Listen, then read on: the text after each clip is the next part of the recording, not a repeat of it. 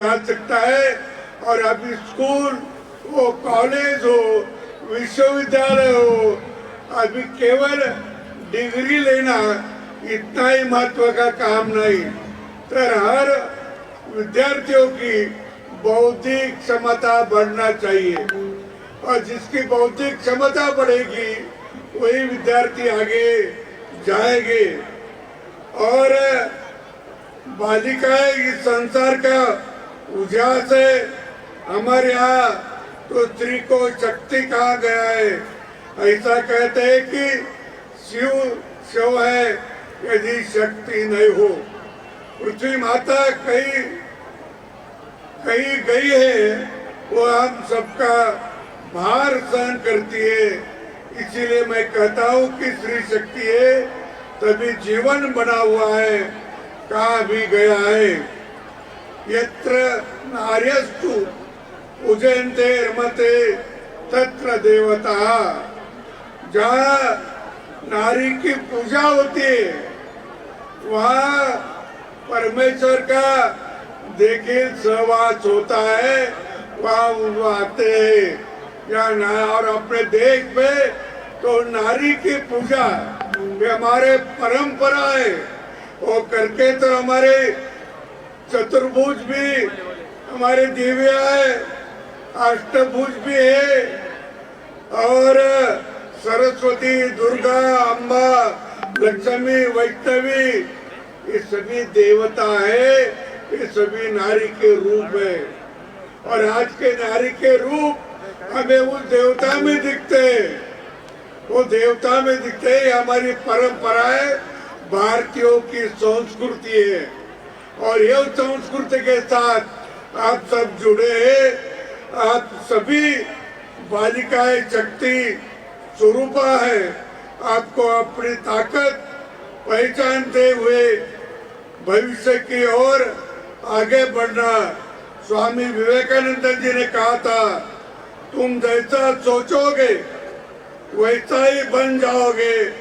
यदि तुम अपने को दुर्बल समझोगे तो दुर्बल बन जाओगे, तुम ताकतवर समझोगे तो ताकतवर बनेगे। ये उनकी सोच होना चाहिए। और अपने को क्या बनाना है, क्या बनना है, ये इसके बारे में भी आप ये सोचना चाहिए। उसी तरह अपना प्रयास करना चाहिए। प्राचीन गुरुकुल ज्ञान के बड़े केंद्र होते। मुझे याद है कि भारत में जितने गुरुकुल थे उतनी शाला ब्रिटेन में भी नहीं थी। ये ब्रिटेन के लोगों ने उनके गैजेट में लिख कर रखा है कि भारत में बहुत गुरुकुल है। और ये गुरुकुल के वजह से उनकी शिक्षा पद्धति भी अच्छी है, ये उन्होंने माना है। मैं आपसे एक रिक्वेस्ट करता हूँ, बड़े बड़े यहाँ लोग बैठे हैं, तो अपनी जो गुरुकुल थे और जो शिक्षा पद्धति थी, तो आपने यहाँ जो शिक्षा पद्धति लागू की वो अंग्रेज के अधिकारी मैकालो, वो मैकालो ने अपने को दी थी। वो यहाँ अधिकारी भी थे, बाद में एमपी बने, और एमपी ने लोकसभा में, ब्रिटेन की लोकसभा में उन्होंने भाषण दिया। वो 2 फरवरी 1835 में, और वो भाषण में उन्होंने कहा कि भारत को अपन ज्यादा दिन गुलाम नहीं रखेंगे। क्यों कि भारत में जो शिक्षा पद्धति है, गुरुकुल पद्धति है, न्याय की पद्धति है, और वो न्याय की पद्धति, उनका देव धर्म पे विश्वास है, नीति मूल्यों पर विश्वास है। मैं सभी और घुमा है, लेकिन मुझे कहीं चोर मिला नहीं, कभी भिखारी मिला नहीं। ऐसा वो देश है तो अपने कब्जे में रखना है, अपने मांडलिक बनाना है, अपने गुलाम बनाना है, तो उनकी शिक्षा पद्धति बिगड़ो। और वहां से अपनी शिक्षा पद्धति बिगड़ रही है, और अपन शिक्षा पद्धति अपनी बिगड़ी करके आज अपने पास जो के ग्रंथ थे, वो ग्रंथ में जो शिक्षा थी वो भी हम भूल गए। हम सोचते गुरुत्वाकर्षण का शोध किसने लगाया? न्यूटन ने लगाया, 1530 पे लगाया। अरे उसके पहले 1150 में भास्कराचार्य ने एक लीलावती नाम का ग्रंथ लिखा है, उसमें स्पष्ट लिखा है। लीलावती उनकी बेटी थी और बेटी ने पूछा भास्कराचार्य को, आप बोलते सूर्य स्थिर है, पृथ्वी उसके बाजू घूमती है, चंद्र उसके बाजू घूमता है, गिरते क्यों नहीं? तो उन्होंने कहा वो एक दूसरे को आकर्षित करते, एक दूसरे को खींच लेते, इसीलिए वो गिरते नहीं। ये 1130 में 1150 में भास्कराचार्य ने लिखा है। इसका उल्लेख भी तुम्हारे ऋग्वेद में भी है, ऋग्वेद में भी इसका उल्लेख है। लेकिन हमारी शिक्षा हम भूल गए, हमारी शिक्षा हम भूल गए, हमारे किताब भूल गए। क्यों? तो 1000 साल तक आक्रमणकारियों ने हमारे राज किया और हमारी शिक्षा पद्धति बिगड़ी।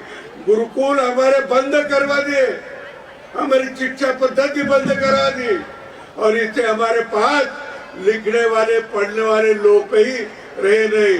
अरे वो तो हमारे पास इधर महाराष्ट्र में अलाउद्दीन खिलजी आया था, उन्होंने क्या किया? उन्होंने बोले हिंदू के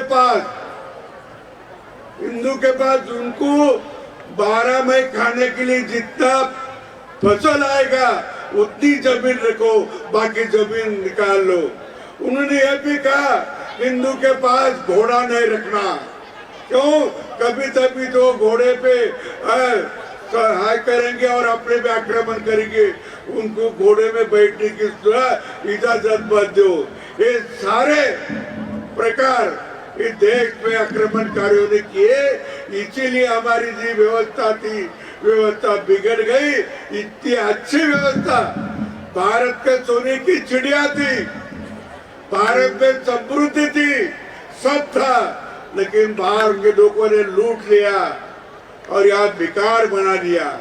जब उन्होंने बोला था ना तो मैकालो ने कि वहाँ भिखारी नहीं, वहाँ चोर नहीं, इसीलिए बोला था, सही नहीं था। इतनी समृद्ध अपने पास ये भूमि थी, ये देश था, लेकिन बीच में लोग आए, बाहर के लोग आए, हमको यहाँ बहुत लुटा, इसीलिए हमारी शिक्षा पद्धति बदल गई। अभी सरकार ने, केंद्र सरकार ने 2020 में अपनी शिक्षा पद्धति में कोई बदलाव लाए हैं। वो बदलाव जरूर है। हमारे विनोबा भावे थे जो महात्मा गांधी के पट्टे शिष्य थे, उन्होंने बोला है, उन्होंने लिख कर रखा है, जिन दिन हमारा तिरंगा झंडा 15 अगस्त को हमारे चढ़ा और जो यूनियन जाक निकला, तिरंगा झंडा चढ़ा, उसी दिन हमारी शिक्षा पद्धति बदलने की जरूरत थी। ये विनोबा जी भावे ने बोला है, लिख कर रखा है। क्यों? उनको ये मालूम था कि भारतीयों की शिक्षण पद्धति पूर्वी से आई, पूरी तरीके तो आगे जा सकता है। अभी सुना होगा तुमने, मैं गए महीने में एक न्यूज पढ़ी, वो इंग्लैंड और अमेरिका की न्यूज थी। वो एलन मास्क वो तो बहुत श्रीमंत है, करोड़पति है, अब्जोपति है, खरबोपति है। उन्होंने कहा भारत में अच्छे इंजीनियर की जरूरत है। भारत में नहीं, अमेरिका में अच्छे इंजीनियर की जरूरत है। और उसके 8 दिन बाद हमारे वहाँ के जो अध्यक्ष है ट्रम्प, वो ट्रम्प ने बोला अमेरिका को हम टैलेंट की जरूरत है। टैलेंट बोलो तो प्रतिभाशाली अच्छे लोग, इंजीनियर लोग कहाँ से लाएंगे? वो कहाँ से लाएंगे? तो वो भारत की तरफ देखते हैं। अभी भी बहुत सारे डॉक्टर हमारे इधर ब्रिटेन में सभी भारतीय डॉक्टर निकल गए ना, इधर आ गए ना तो उधर तो बहुत बहुत मरीज बढ़ जाएंगे। इतने डॉक्टर हुआ है, इतने डॉक्टर अमेरिका में भी है, भारतीय डॉक्टर है, भारतीय इंजीनियर है, और टैलेंट बनाने का अपन बना सकते हैं। ऐसी जो तुम्हारी संस्था है, ये संस्था भी अच्छे टैलेंट बना सकती है। एक टैलेंट बनाने की अभी जरूरत है। अभी केवल पास होना, डिग्री हासिल करना इतना काम नहीं रहा, इससे कुछ होगा नहीं डिग्री से। अभी जिसकी टैलेंट की जरूरत है, बचपन से बच्चों को अच्छे पढ़ाओ, लड़कियों को अच्छा पढ़ाओ, वो टैलेंट निर्माण करेंगे, टैलेंट हो जाएंगे। ऐसी पढ़ाई उनको दो, और केवल टेक्स्ट बुक नहीं, टेक्स्ट बुक के अलावा भी पढ़ना चाहिए, टेक्स्ट बुक के बाहर का पढ़ना चाहिए, तो भी उसकी बौद्धिक क्षमता बढ़ेगी, अन्यथा नहीं बढ़ेगी। ये सोच रहे अपन, और इसीलिए नई पद्धति में ये सबका विचार किया है, ये मैं जानता हूँ। और मैं ये भी आपसे कहूँगा कि अपने पास बहुत सारा था, मैं अभी ज्यादा तो समय नहीं लूंगा, लेकिन आपने यहाँ जो लड़कियां उन्होंने अच्छा काम किया, उन्हें हिम्मत बनाने की आवश्यकता है। सभी लड़कियों ने हिम्मत बनाने की आवश्यकता है।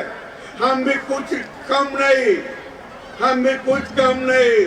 अरे हमारे तरफ किसी ने तुम्हें टेढ़ी नजर से देखा, तुम्हारे तरफ किसी ने टेढ़ी नजर से देखा, उसके नजर को नजर भिड़ाओ और उसको बोलो टेढ़ी नजर है तो हम नहीं सहन करेंगे, हम उसका जवाब देंगे, ईंट का जवाब पत्थर से देंगे।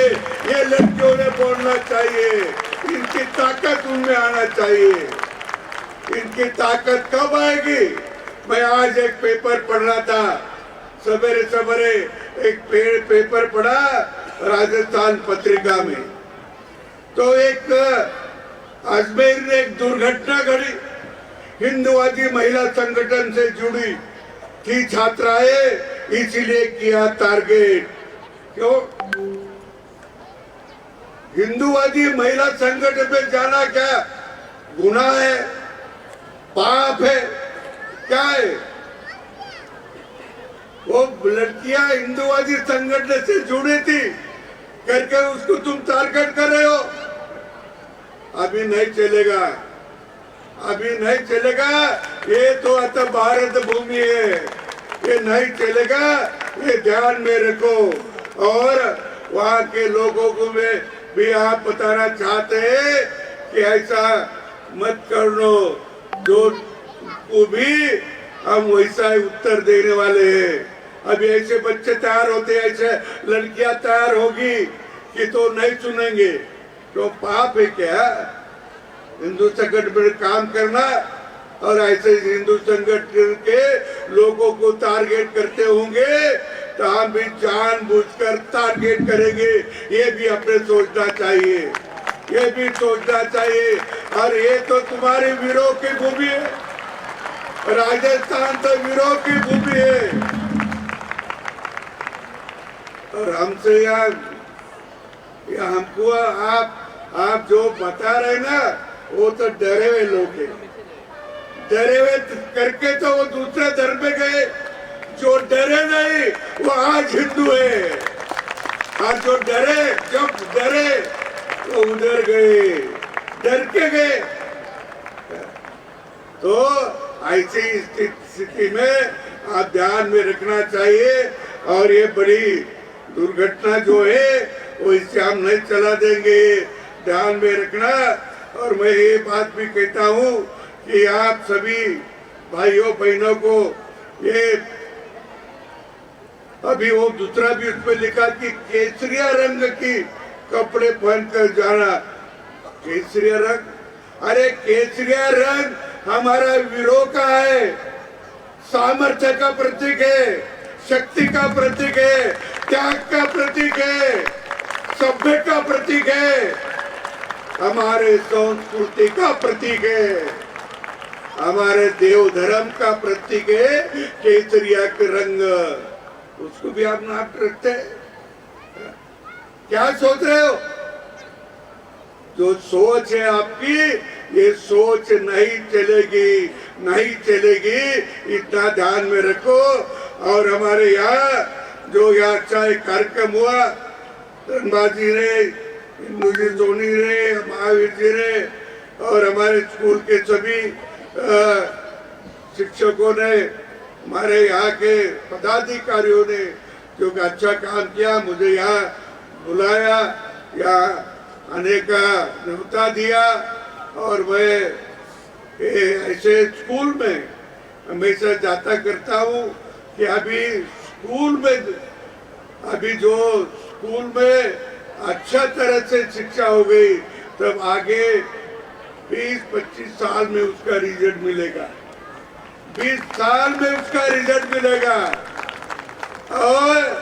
और ये अपन तय करना होगा कि भारत का जब स्वतंत्र की शताब्दी मनाएंगे 2047 को, जब यही लड़के जो अभी स्कूल में है वही भी टैलेंट हो गए, भारत का उत्थान करेंगे, भारत के प्रति अच्छा काम करेंगे, ये सद्भावना करता हूँ और मेरे वाणी को विराम देता हूँ। धन्यवाद।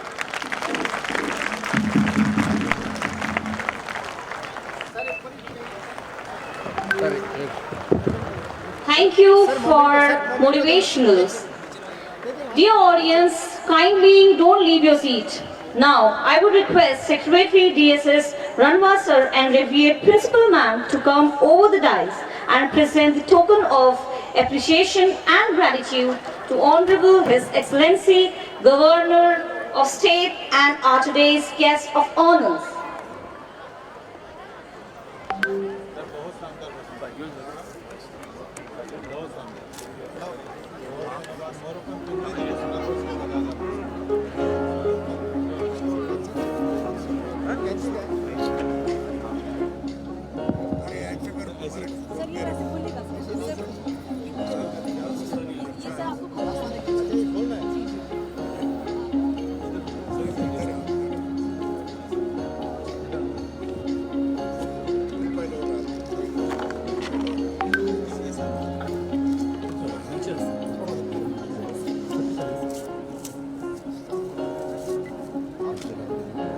Dear audience, kindly don't leave your seats as His Excellency is still present with us.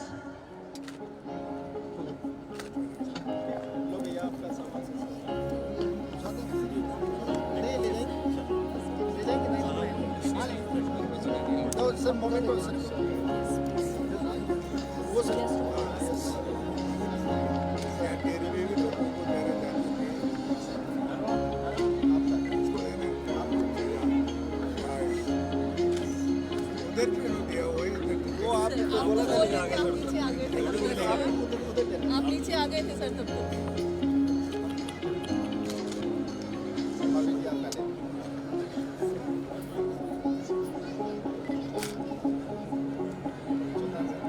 While we present the token of love, appreciation and gratitude to our honorable guests, I request Ms. Swati to present the vote of thanks. Ms. Swati.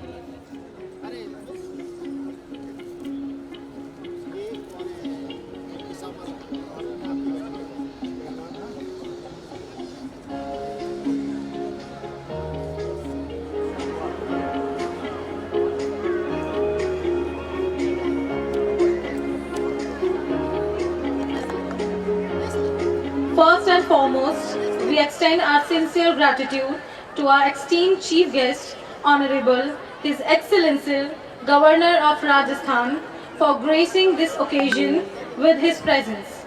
Your inspiring words and support means a lot to us. A big thank you to our beloved Principal Ma'am, whose constant encouragement and leadership guide us every day. A special thanks to our talented Richa Ma'am and all the staff, Didis and Bhaiya. Thank you all very much. And now may I request everyone to please stand up for National Anthem.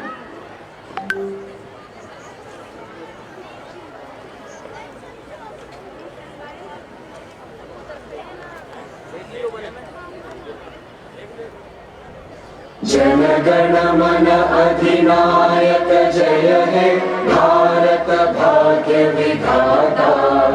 Punjab Sindh Gujarat Maratha Dravida Utkal बंगा।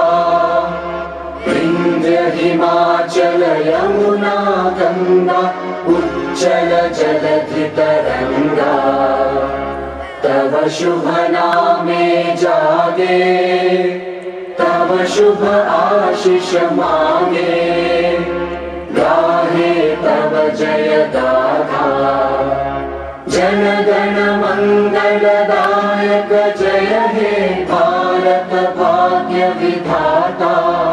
जय हे जय हे जय हे जय जय जय जय हे।